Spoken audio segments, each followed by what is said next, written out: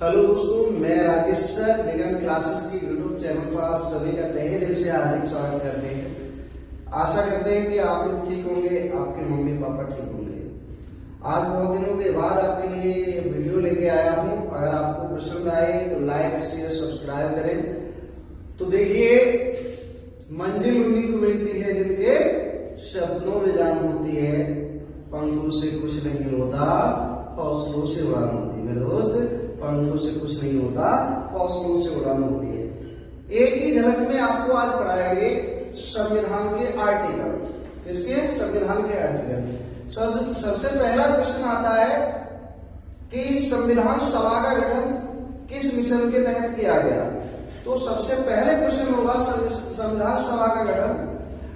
जो संविधान सभा हुई उसका गठन कैबिनेट मिशन योजना के तहत किया गया। कब किया गया? कैबिनेट मिशन योजना के तहत। संविधान सभा की कुल कितनी बैठकें हुई? संविधान के निर्माण के समय तक संविधान सभा में 165 टोटल बैठकें हुई। संविधान सभा में कुल कितने अधिवेशन हुए? तो आंसर आप देंगे 12 अधिवेशन हुए। कुल कितने अधिवेशन हुए? 12 अधिवेशन हुए। और अब करते हैं संविधान की बात। संविधान का सबसे पहले क्वेश्चन आता है कि संविधान के किस भाग को संविधान का मैग्ना कार्टा कहा जाता है? तो संविधान का कोई और भाग नहीं है, भाग 3 है। संविधान के भाग 3 को मैग्ना कार्टा की संज्ञा दी गई है। आप कहेंगे ठीक है, भाग 3 में क्या वर्णित किया गया है? भाग 3 में मौलिक अधिकारों, फंडामेंटल राइट को वर्णित किया गया है। ये बताइए, मौलिक अधिकार कहां से कहां तक होते हैं? मौलिक अधिकारों का वर्णन आर्टिकल 12 से लेकर आर्टिकल 35 के बीच वर्णित किया गया है। आप देखेंगे आर्टिकल 4, संविधान के भाग 4 में क्या है? संविधान के भाग 4 में DPSP, directive principle of state, जिन्हें आप राज्य के नीति निर्देशक तत्व कहते हैं, उसका वर्णन किया गया है। राज्य की नीति निर्देशक तत्वों का वर्णन कहां से कहां तक किया गया है? तो आर्टिकल 36 से लेकर 51 तक की आप बात करेंगे तो आर्टिकल जो 36 से 51 राज्य के नीति निर्देशक के तत्व जिसे डीपीएसपी बोलते हो, उनका वर्णन किया गया है। ये डीपीएसपी कहां से लिए गए? ये आयरलैंड के संविधान से लिए गए। मौलिक फंडामेंटल राइट कहां के संविधान से लिए गए? फंडामेंटल राइट जो लिए गए वो अमेरिका के संविधान से लिए गए। फंडामेंटल राइट में जो भाषा है उसका वर्णन कहां? जैसे सपोज दैट संविधान सभा की प्रस्तावना की भाषा कहां से लिया गया? अमेरिकी संविधान से लिया गया। कहां के संविधान से लिया गया? अमेरिकी संविधान से। और आप कहेंगे कि इसकी भाषा को कहां से लिया गया? प्रस्तावना की भाषा को लिया गया फ्रांस की क्रांति से। कहां से? फ्रांस के संविधान से लिया गया।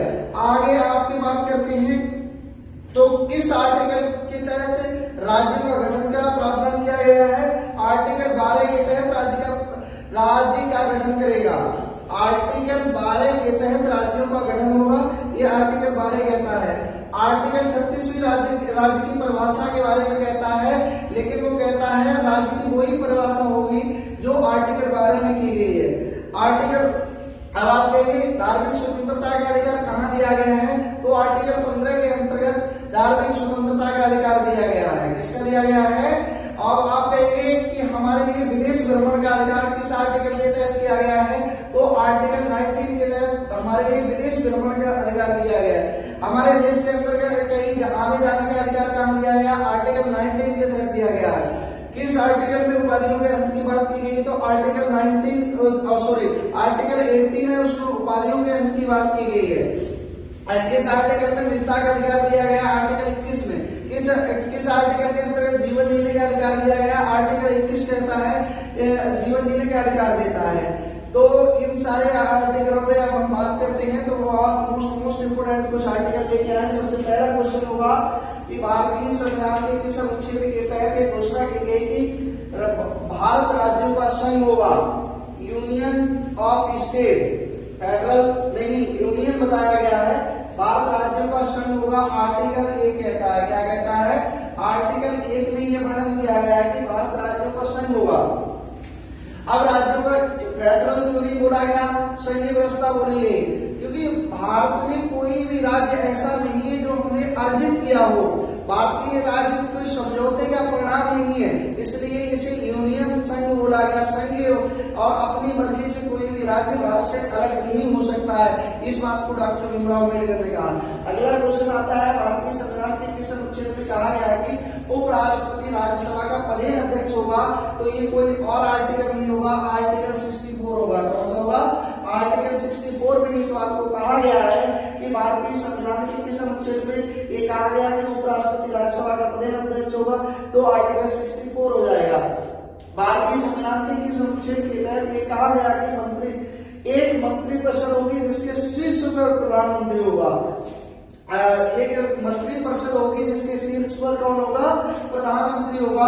तो ये कोई और आर्टिकल नहीं है, आर्टिकल 74 है। आर्टिकल कौन सा है? 74 इस बात का वर्णन करता है कि भारतीय संविधान की वो ये कहता है कि एक मंत्रिपरिषद होगी जिसके शीर्ष पर प्रधानमंत्री होगा। किस अनुच्छेद के तहत राष्ट्रपति मान्यवादी की नियुक्ति करेगा? तो किस अनुच्छेद के तहत करेगा मान्यवादी की नियुक्ति? तो राष्ट्रपति करेगा। और ये आपको कोई और आर्टिकल नहीं होगा, आर्टिकल 76 होगा। कौन सा होगा? आर्टिकल 76 होगा। कैग किस अनुच्छेद के अंतर्गत राष्ट्रपति संसद को संबोधित करेगा? किस अनुच्छेद के अंतर्गत राष्ट्रपति संसद को संबोधित करेगा? तो ये कोई और आर्टिकल नहीं है, आर्टिकल कौन सा हो जाएगा? 86 हो जाएगा। क्या हो जाएगा? 86वां संविधान संशोधन आर्टिकल 21 का को जोड़ता है जिसमें शिक्षा का अधिकार दिया गया है, वो अलग चीज है। तो ये 86 आर्टिकल दिया गया है।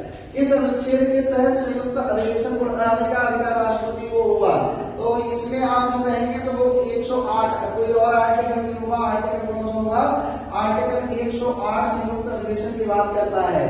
इस अनुच्छेद के में धन विधेयक को वर्णित किया गया है, किसी और अनुच्छेद में नहीं। वो आर्टिकल 110 होगा। कौन सा होगा? आर्टिकल 110 होगा।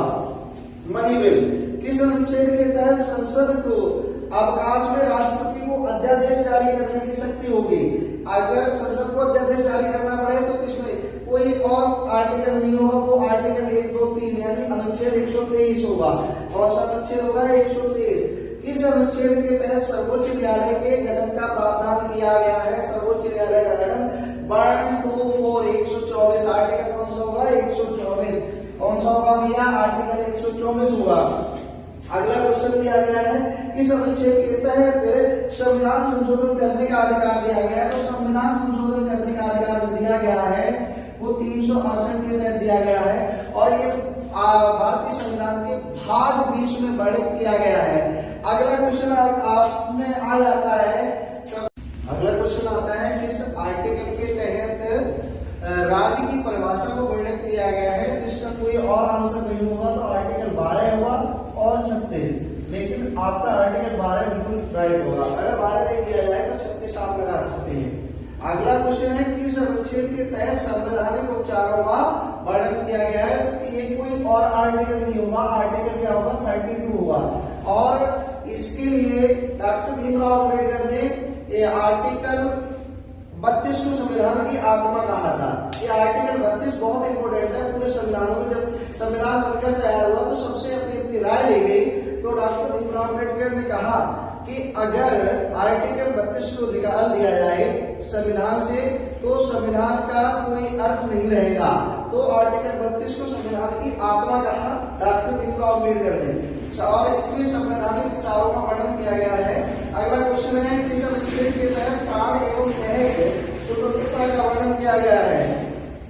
प्राण एवं देह स्वतंत्रता को वर्णित किया गया है। तो ये कोई और आर्टिकल नहीं होगा। आर्टिकल 21 दिया गया है या आर्टिकल 21।